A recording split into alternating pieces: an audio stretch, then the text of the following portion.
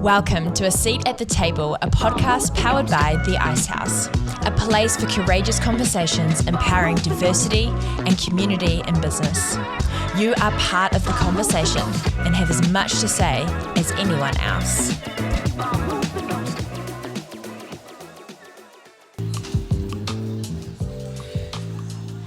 Ene mana, ene waka, ene reo, e rao rangatira ma. Tene koto, tene tato katoa. Atamarie, ko Liz Wotherspoon, toka ingoa. Really grateful to see you all here and excited for the next hour or so as we share some pretty cool stories. So, International Women's Day, a day that's been celebrated for well over a century. I think the first gathering was held in 1911. I have no idea where, but maybe all over the world. But a great opportunity to kind of celebrate the social, cultural, economic, and political achievements of women. And so the theme apparently this year is Inspire Inclusion, something that we can all relate to, no doubt, and I'm sure the stories that you'll hear and the comments made will inspire all of us. So no pressure, guys. So sitting next to me is Roanne Jacobson and Natasha Bourke. Natasha is the CEO of Dermalogica, Roanne the founder and creative director of Saben, and all the way to the left is Anna Barlow. So Anna is the recipient of the inaugural EmpowHER scholarship last year, and you know, before we finish, we'll share a little bit about her journey and what that's meant to her. So. Just a little bit about my background. So I am currently the chief executive of the Icehouse. I've been in the organization for 18 years. If you'd said to me, would you ever be in the same place for 18 years? I would have said definitely not. I didn't even think I was going to be in New Zealand for more than 2 years. So, but it's a privilege. It's an absolute privilege, and I thank my lucky stars every day, that I work for an organization like this. And the reason for that is because of who we do what we do with and for. And so I absolutely love it. And many of the people in the room are amongst the people that we have done what we do with and for. So that's enough about me. I'm going to ask some general questions of Roanne and Natasha, and they're going to, take time to share through that a little bit of, as I say, their journey, and then, we'll finish up with giving Anna some time to share with us. So, got about 45 minutes. We are going to leave some time for questions and answers at the end, so if that's okay with you, hold your questions till then. If something's really burning, though, and you can't wait, I suppose you can just throw it out there, but again, we will leave time in the end for your questions. So let me start with, maybe an obvious question, but what inspired you to pursue your business? I don't care who goes first. Okay, I'm happy to take this one. I think for me, I have grown up with these wonderful role models, my parents, who have always been in business. So business was always talked about around the family dinner table. I worked in their business from a very young age. And my parents started the distribution in New Zealand for Dermalogica when I was only 12 years old. So I've literally grown up with Dermalogica. So I had these great role models that inspired me from an early age, but also my exposure to Dermalogica over the years. It's always been such an innovative brand. It was a real industry disruptor.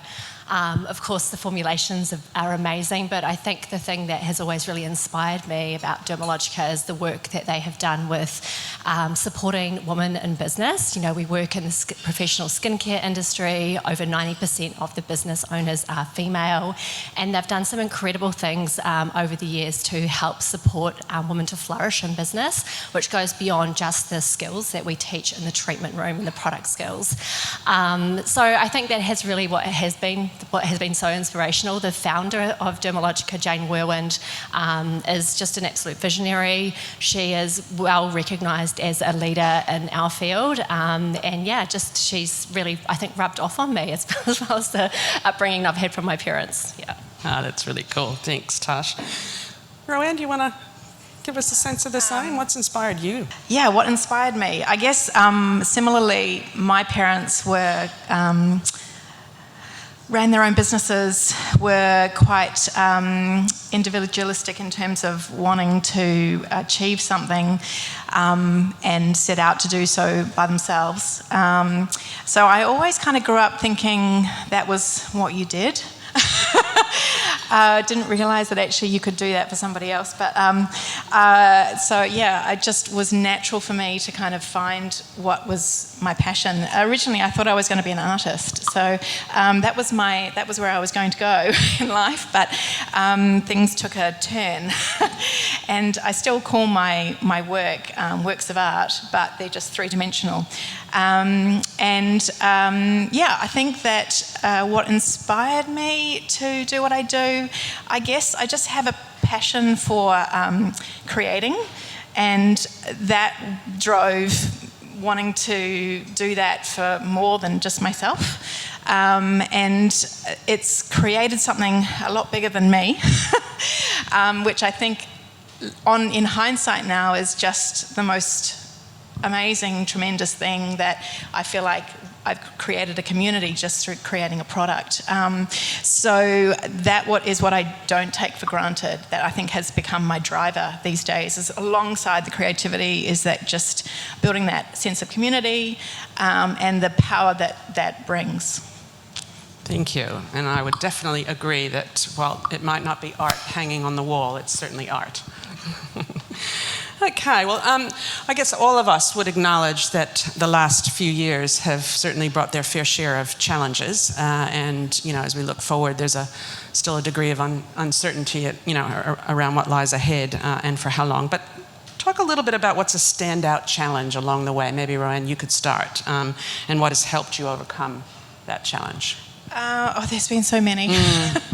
I sort of talk about, the fact that I had this idea and this vision, and that's at one end and success is at the other, and that you'd think that was a straight line, but actually it's like this. Every sort of dip and turn and twist and halt and stop and go have been major challenges. Crises of confidence, inspiration, a problem, a solution. There's just been so many opportunities to grow, and I think that the reality is that I haven't gotten to where I am now. I haven't worked against those twists and turns. I've actually worked with them, and that's where the learning has come. So I think, if I have to think about production was a huge one. Where to produce. I started manufacturing in New Zealand, and that was an amazing experience. I really learnt everything I know now from those basic cutting out a bag, pattern, taking it to someone to make it up, sitting there with them while they sewed. I worked out that I couldn't sew. And from those very humble beginnings where I was literally making the product with my manufacturers, to realising that wasn't working anymore because they couldn't keep up, or they couldn't sample up my ideas fast enough, and moving to Indonesia, where I then I was there on honeymoon and decided, there was so much craft around me, there must be skilled people here. So I went and walked the streets and discovered there were. And 2 weeks after I got back from honeymoon, I was back in Indonesia setting up manufacturing there. And then there was flaws there, and trying to work out how to, you've set standards, you set kind of, the rules of production in regards to this is how you need it made, and this is what you need to use, and I've bought the leather and I've given it to you, and I've given you all the fittings, and somehow still from all of the preparation you arrive with the product and go, how did that happen? How did that not come to fruition. And then, realising that, I couldn't do what I wanted to do on that smaller scale. I needed it to be bigger scale, and I needed the product to be, of a standard and continually of that standard. So that took me to China, and now I've been working out of China now for, I don't know, definitely over 10 years. And those learnings that I have learned there in terms of trying to work with a very foreign culture and understanding and embracing that culture, and working out how I can help, and understanding that being in the factory with them and seeing and talking and sitting and eating with the people who I work with is so important. And so, I think that production for me has been really, it's been an interesting challenge, and one that has been continually reinvented for me anyway. I think it's a great example of, acknowledging the journey that this is. You'll get things right, and then all of a sudden they're not right. But, rather than about face, it's just about learning and moving on. Awesome. Natasha, how about a standout challenge for you? And how did you get over it? There's been a lot over the years. I think very different. Like, I'm very much just in awe listening to Ro talk about everything that she's achieved with Saben. And, I personally haven't had to deal with the manufacturing and production side. We distribute Dermalogica, so it comes to us. And there is a format for us to follow to be successful with the brand. But then there's also a lot of things that I've had to learn along the way myself that have been very challenging. And, I took up a senior leadership role when I was quite young. So, I had bucket loads of enthusiasm and ideas, but maybe I didn't have a lot of experience when it came to people. And that's presented some challenges. And it's, I think, time and experience that gives you wisdom of how to deal with situations, whether it's with team members or whether it's with customers. So that's been challenging. And then I think also, another standout challenge is probably just, having to learn about the numbers and the importance of that along the way.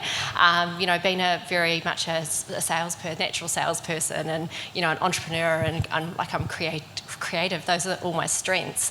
But detail and numbers and finances, not so much. So I've had to learn along the way that it's not just all about sales, and my accountant is somewhere in the room probably having a little chuckle to herself about this, but there she is. But yeah, it's not just about sales. Like, we need to be looking at cash, and we need to be looking at margin and all of those things. So that's presented challenges along the way, and things that I've had to learn. And, it's resulted in some failures as well, where we've, invested in things that haven't worked out, and that's been tough. We've learned a lot about just, understanding, the profitability and what's going to work for, particularly like a retail store. We had some failures there along the way, so that's been challenging. But it's all a learning, and you've got to have this growth mindset. You've got to seek out advisors, trusted advisors and mentors and people that can help you navigate that journey, because it's difficult to try and figure these things out by yourself. And I would also say the other thing too is to understand what your strengths are that you bring to the business, and to play to those strengths. Because I am more of a big picture thinker, I've learnt that it's really important to not only have great advisors and accountants, but also people around me that can deal with the detail. Like, I've got a fantastic business partner who's in the room today, Angie. She's our general manager. She's all across all of the detail, and my right arm, and that's been really, really important for us in business. Awesome. And we don't have to be good at everything, but we need to know what we're not good at and have people around us who are good at it. The numbers thing, it's always been important. We don't have to turn ourselves into CFOs or financial controllers, but we certainly need to know the story the numbers are telling us. One of our favorite mantras, some of you in the room will have heard this many, many times, is revenue is vanity, profit is sanity, and cash flow is reality. Anna, did you want to share something in terms of your journey that's been a standout challenge? Yes. We're pretty fresh in business. So Mom Store is 3 years old now. So I would say all of it's been challenging thus far. I'm a nurse. I'm not a business person, but I have to start calling myself a business person now, I guess. 3 years into it. So basically all of it's been a learning curve for me, trying to figure out how to run a business, and much like Tash, numbers aren't my thing. And for a long time, it wasn't our sole source of income, it was just a hobby. So the numbers I kind of just ignored for probably the first 12 months of the business until it got to a point where I couldn't really ignore them anymore. But I definitely am recognising now in business where my strengths lie and where they don't. It's probably one of the main reasons my husband has now come into the business, is to support me in the areas that don't spark joy for me, which numbers is probably one of them.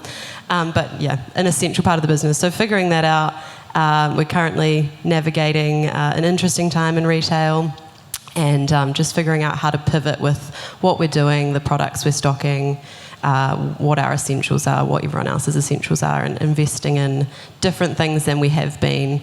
So yeah, it's a bit of a pivotal time for us at the moment. Awesome. Thank you. Natasha, you just mentioned the importance of having good mentors and advisors. So maybe I'll start with you around this. Can you talk about an experience being under someone's mentorship or support in business, and that actually really progressed your career or the business? And what was that impact? How did it impact you? So when I was 22, I arrived in London, and I thought I had an interview lined up with Dermalogica over there. Sorry, can't hear me. So yes, when I was 22, I turned up in London thinking I was going for a job interview with Dermalogica. Little did I know it was my first day of work, and I was told that I was being put on a management training program, which was just this awesome experience with 2 other people. And while I was over there, I got to have this incredible experience over 3 years with the company, much bigger business unit than here in New Zealand at that time, still. And I got to work across all different areas of the business: customer service, finance, sales, marketing, and had this really incredible general manager at the time who was just an absolute visionary, very creative, very entrepreneurial, and he had a lot of belief in me, which was really great for my confidence. And towards the end of my stint there, I think I was 25, and I was project managing the setup of a flagship store for Dermalogica in London, and that gave me a lot of skills when I came back to New Zealand and took up that role within the business at that time, which was a family business, of how to apply a lot of those learnings. So that was quite, I think, pivotal for me in my career. Yeah. Awesome. That's just great. Roanne, how about you? I think one of the first people I spoke to about my business told me, as soon as you have made enough money in handbags, get out of it. Buy property. Then a little while later, I did have an amazing woman I talked to who I actually started talking to because they were interested in getting Saben to work with her other business, which was a fashion store and creating a brand. But she sort of saw the opportunity she obviously picked up that there were some learnings that she could impart. And I think, one of the biggest things she said to me was, just pretend, you can't pay the rent next week, what are you going to do? That's actually a really great tactic. It really spurs you on to actually just get stuff done. It's pretty focusing. I wanted to swear then, but I won't.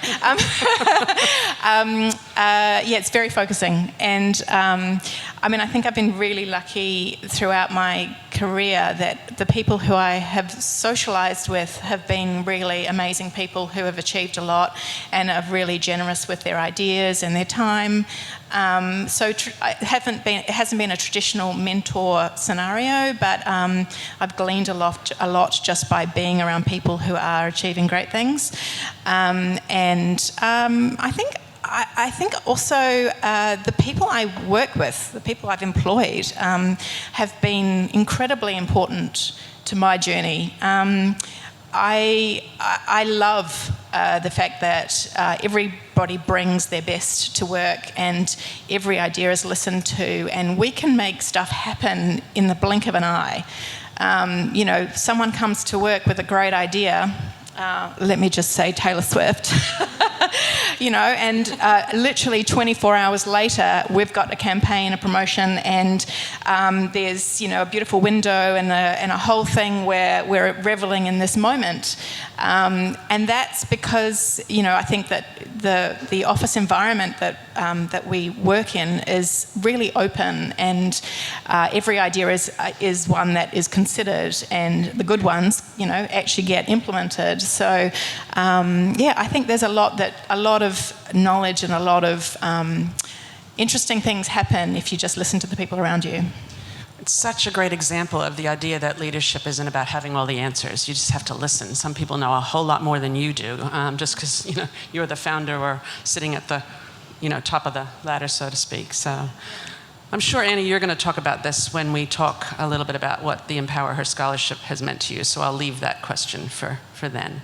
The theme or topic for today is leaving the ladder up, leaving the ladder down. And I guess I want to just ask both, well, actually probably all of you, what leaving the ladder down actually means to you, or what does it actually look like for you or for your business?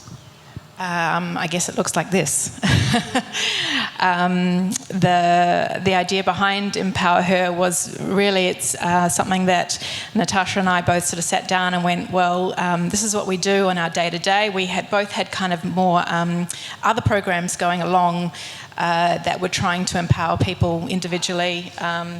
And we sort of went, well, we could make this bigger. We could create more of a community, and so this is year 2 of something which I think is really adding something to that idea of leaving the ladder down, and possibly not a ladder down. I was reading something just the other day about the fact that actually climbing a ladder is a very solo activity. You can't really do it carrying anybody or anything, and perhaps it's not about leaving the ladder down. Perhaps we need to turn the ladder and push it sideways and actually make it a bridge, and get so we can get to where we want to go as a community, as a group, as individuals with people with us. So that's awesome. Thank you. What Rose said. I said I was going to bring that out at some point. No, I love that. I absolutely love that answer. But yeah, I think leaving the ladder down, Rose's right, this gives us an awesome opportunity with the EmpowHER Scholarship. It's a fantastic way for us to be able to connect with a lot of incredible businesses, female founders, and to, I think, share a lot of the learnings that we've had in business over probably a combined number of years, so that people can, maybe not make some of those same mistakes.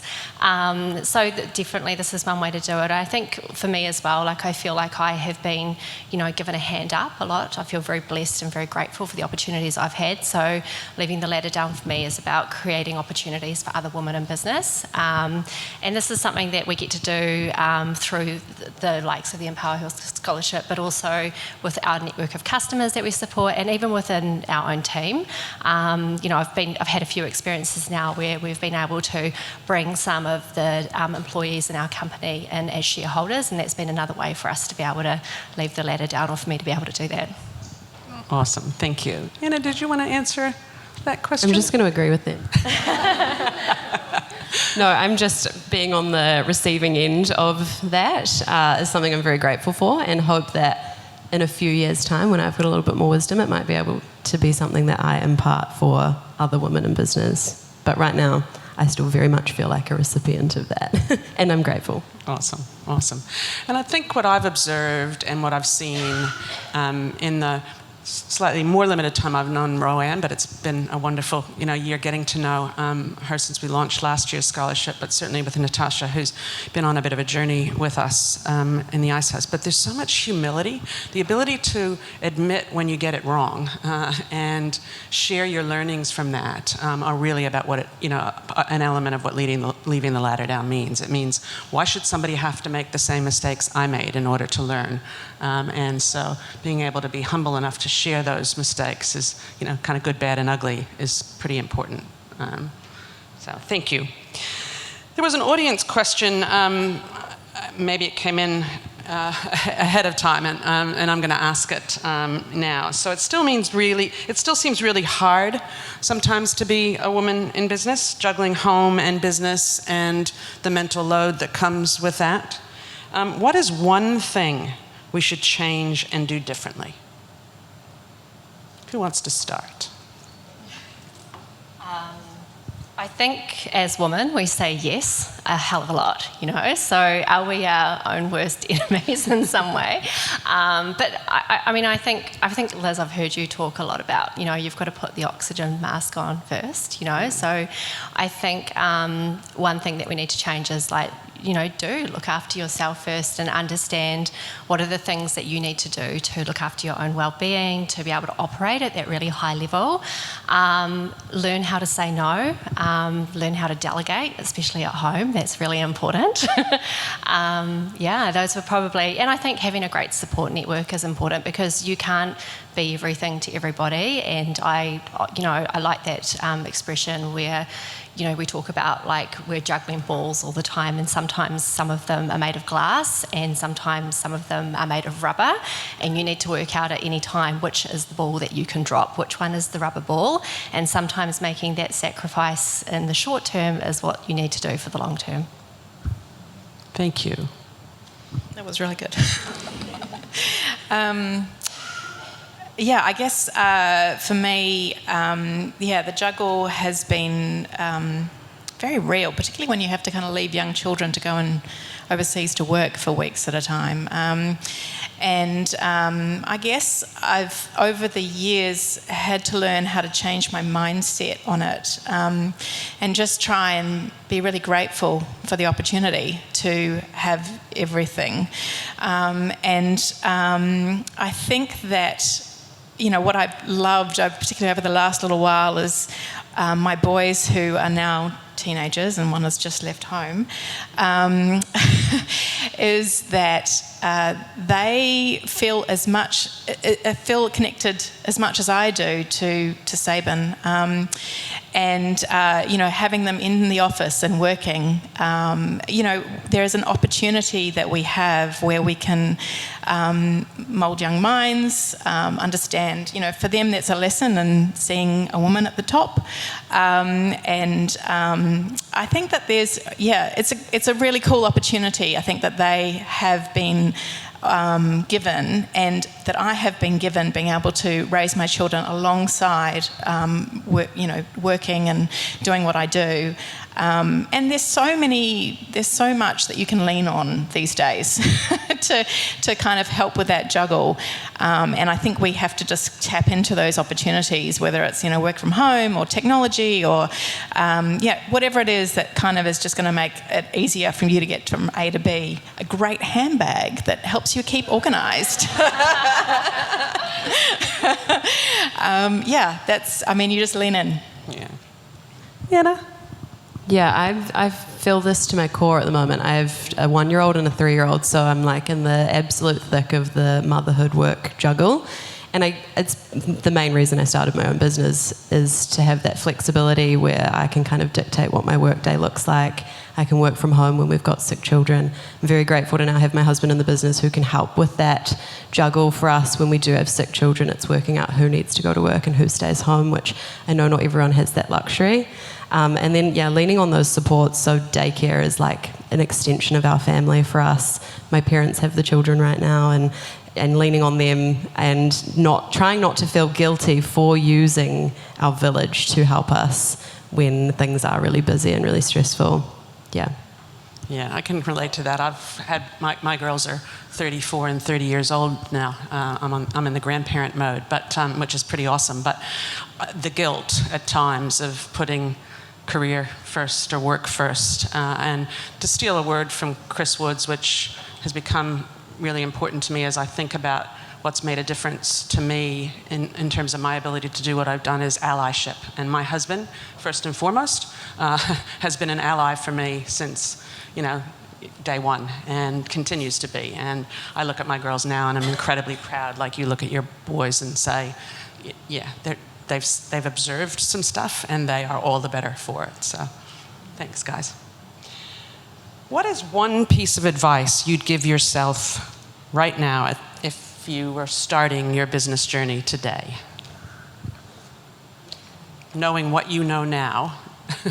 I think I've sort of touched on this a little bit, but I do think understanding the numbers is really important. Like, can't stress that enough. You had a great little saying that you said before. What was it? That's revenue is vanity, profit is sanity, and cash flow is reality. So true. Never more true. Yeah, never more true. So I think understanding the numbers is critical, and if it's not your passion, then, learn. Like, I don't think it's enough just to have great accountants and advisors. Like, you need to have that deep understanding and understand what those levers are that you need to pull within your business.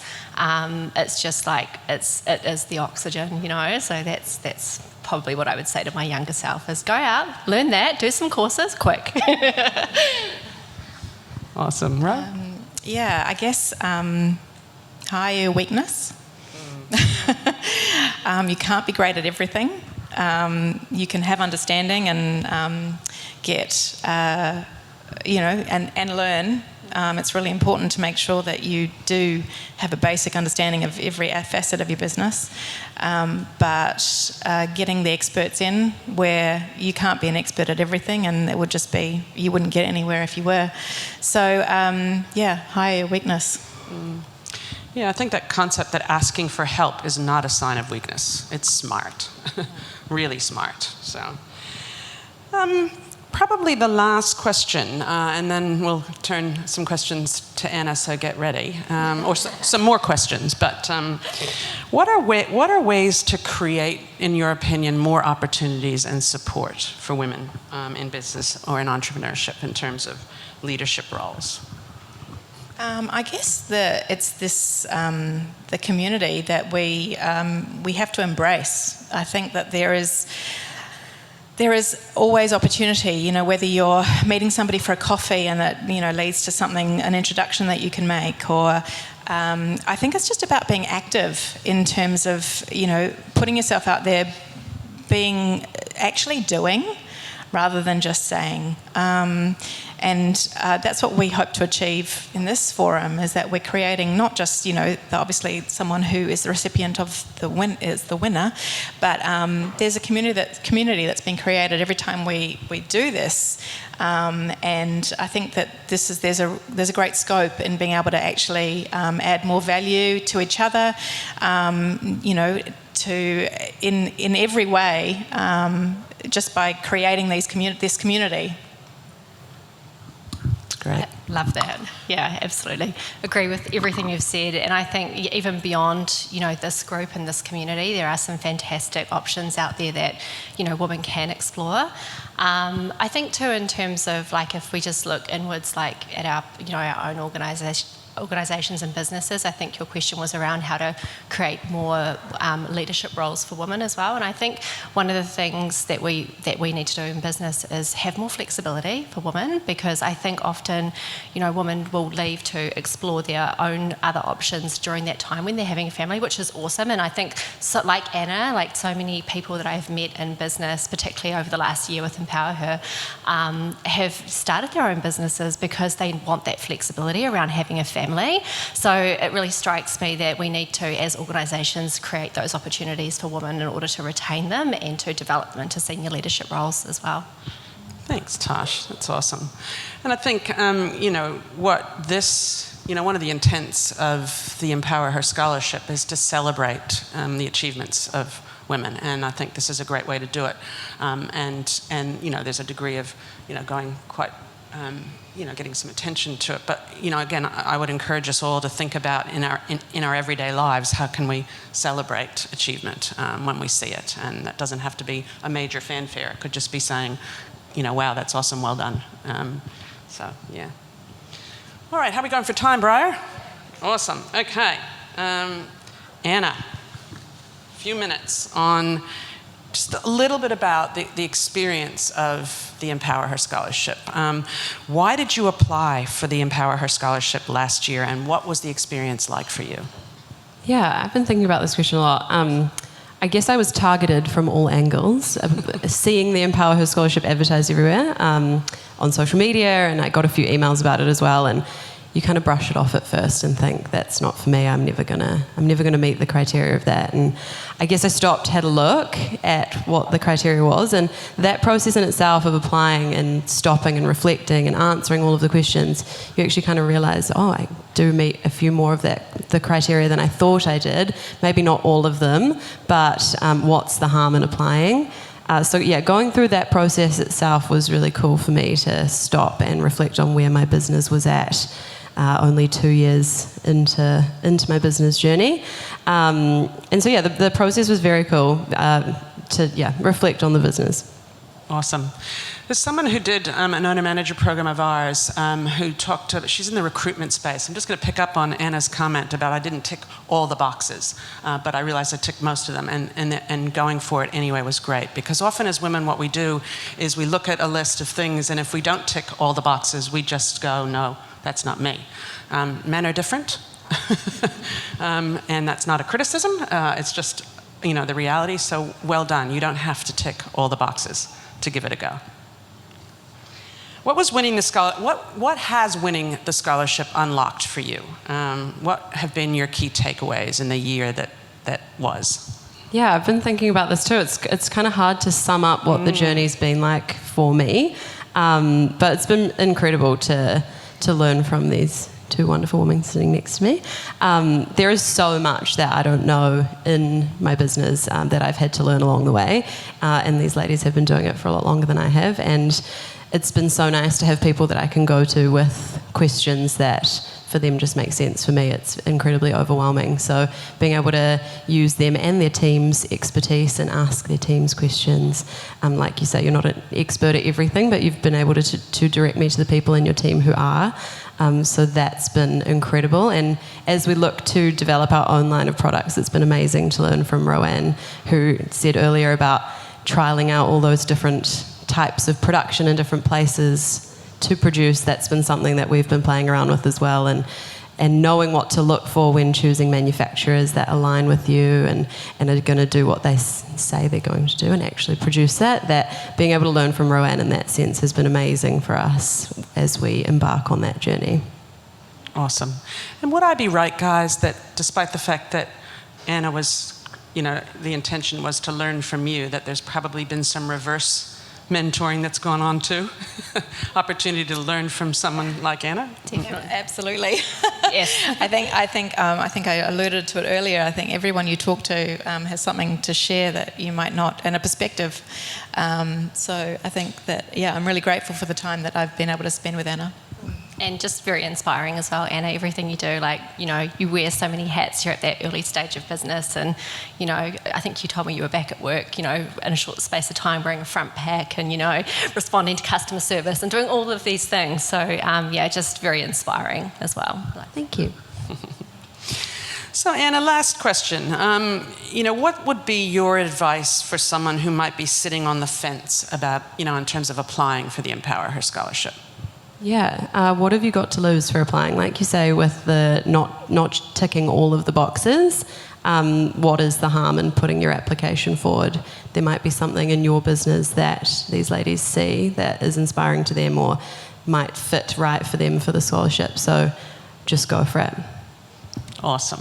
Thank you. So on that note, the EmpowHER scholarship applications are now open, and you can apply via empowerher.co.nz. Just a little bit of detail. I'm not going to read this all out. You're more than capable of having a look at what's up on the screen. But there is the main EmpowHER scholarship that will be awarded. There is also a runner-up prize, which you can see up there in terms of what that includes. And then acknowledging some of what was a challenge to us a little bit last year around the criteria about being established to a certain degree. We've rethought that and put a startup prize up for grabs as well. So I would really encourage you, for those of you in the room who are thinking about this, to get on and have a look and see where you might want to put your hat in the ring, depending on where you are and where the business is at. Just leave that up for a minute, Briar. But as you can see, the applications are open now through the 29th of March.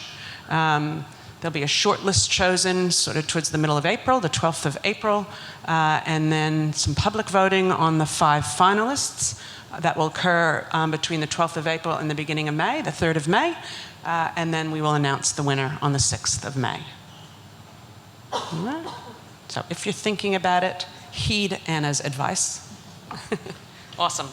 All right, questions. We have a bit of time. Yeah, we do? Awesome. Okay, so any questions, from you guys in the audience, that kind of have been running around in your brain for any one of these guys? I'd love to know for Roanne and Natasha one of the absolute personal highlights for you during the EmpowHER Scholarship. I mean, what's really, I guess, struck at your heart from it, not just in a business sense? Good question. Good question.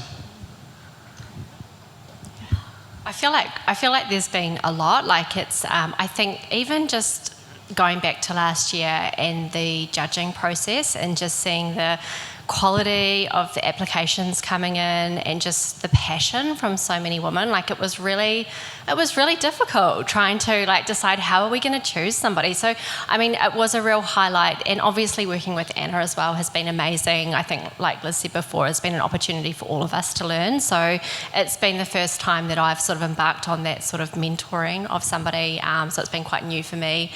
So that's been a real highlight. It's been a real privilege to be able to get to know Anna and to be able to share some of my learnings. Yeah.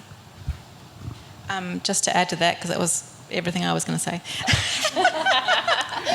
I think also getting to know Natasha, I think that it's been really awesome understanding that there are a lot of women out there, and we're just two who want to give back and want to help,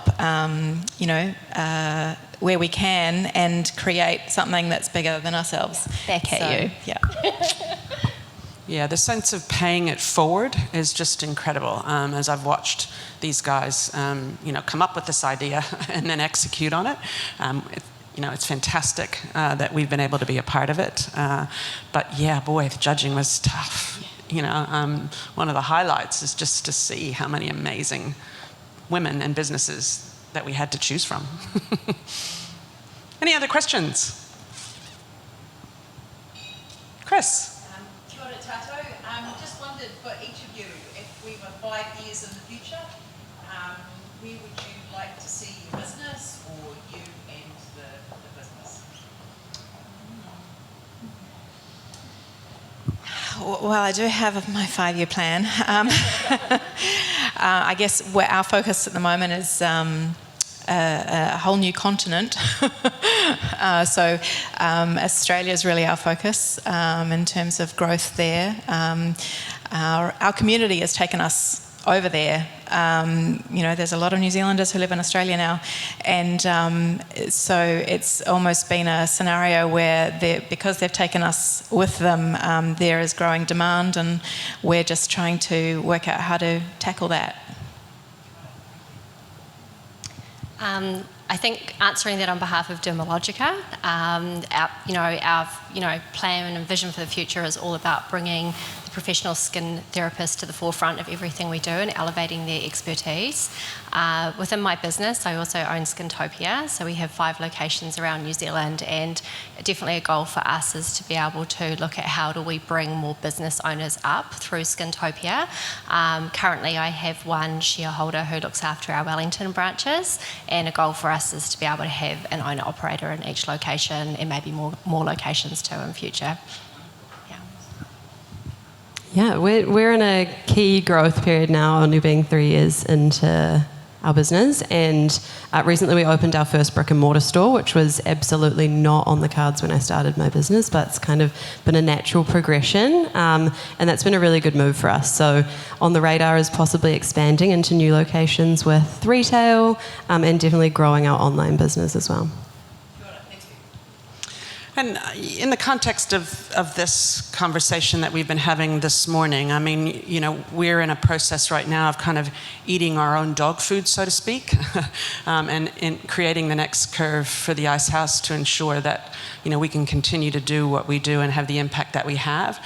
But for me, in 5 years' time, we've been on a bit of a diversity crusade, not just gender, but, you know, ethnic diversity as well. So I'd just like to look at a owner-manager program or a leadership development program or a business owners program and see the right level of diversity in that room.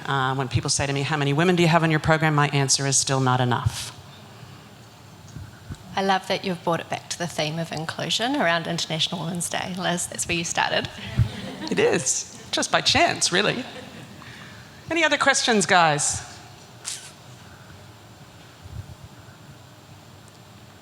Okay, so wrap up. So listen, by all means, if there's a question that you didn't feel like throwing out there, you know, and you'd like to ask, you know, these guys, just, you know, feel free. We're going to break now. There's a little bit more food there. Some of you probably need to get moving and get on with your day, but if you do want to hang about, have a chat, you know, by all means, and if there's anything that's a burning question that you'd like to ask, one or all of these guys, just come on up. But thank you for coming. It's amazing to start a day like this with so many people here in the space. Thank you guys so much for your willingness to share, you know, a bit about your journeys, the challenges and, you know, the opportunities and successes. And I'm so excited to get going on this year's process of finding the next scholarship winner, runner-up, and startup. So, thank you. Thank you. Thank you.